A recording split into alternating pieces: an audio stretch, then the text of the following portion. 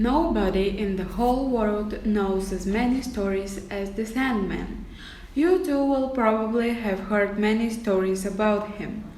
He comes to all the sweet little children when they are asleep and makes sure they have the most wonderful adventures in their dreams. He does this by turning his magic umbrella above your head. But if you have been naughty, Sandman turns his other umbrella around. This one has nothing on it, and you don't dream all night. It feels strange when you wake up in the morning. Every day, Sandman also goes to see a little boy. This little boy is called Hjalmar. Every day, the Sandman tells a different story to Hjalmar. On the first day, it was a Monday, the Sandman transforms Hjalmar's bedroom into a beautiful garden with the most beautiful trees and plants. While Hjalmar is enjoying all this, a beep comes from his desk drawer. There is his notebook, but all the letters are crooked. The Sandman teaches the letters to stand up straight. But when Hjalmar wakes up the next morning, they are unfortunately just as crooked as before.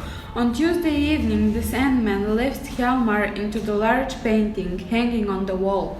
He listens to the birds singing, looks at the castles and waves to the princesses. It's as if he has landed in a fairy tale.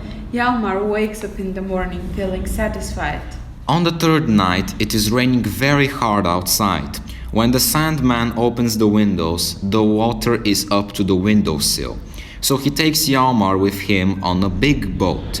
They sail across the rough sea and Hjalmar is amazed. At one point, a stork lands on the boat. "Can I come along for a ride? My wings are so tired," says the animal. He is put with the ducks, geese and chickens and starts telling stories about Africa. The other animals don't understand him and laugh at him. Hjalmar feels sorry for him and releases the stork. He then wakes up in his own bed and thinks back to the beautiful things he has seen.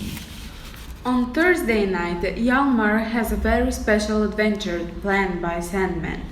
He gets to attend the wedding of two little mice. The Sandman shrinks Hjalmar so he fits into the little mouse hole. Here, Hjalmar experiences the most beautiful wedding he has ever been to. For dessert, there is a pie with the names of the bride and groom. Hjalmar has never seen anything so special. The following night, the Sandman tells the story of how grown-ups who have done something wrong often ask him if he can't give them nicer dreams. They would like to pay for this, but the Sandman is not for sale. Afterwards, Hjalmar is taken to a wedding once again by the Sandman. This time, his sister's two dolls are getting married. Hjalmar has seen this before, but it's still a nice wedding to attend. On Saturdays, Hjalmar looks forward to the visit of the Sandman. But today, the Sandman has no time for a story.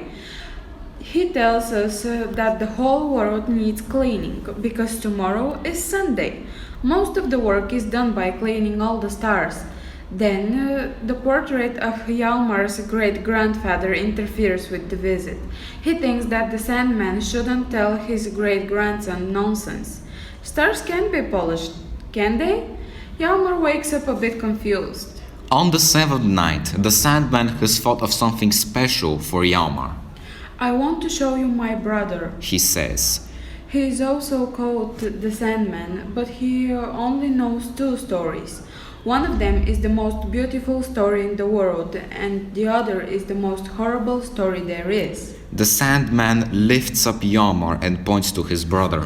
People also call him Dead, but he is not as scary as he is sometimes described.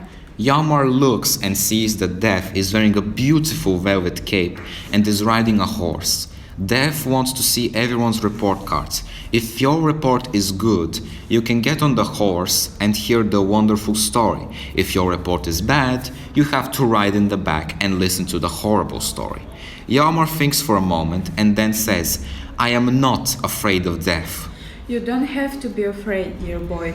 Just make sure you have a good report card, answers the Sandman.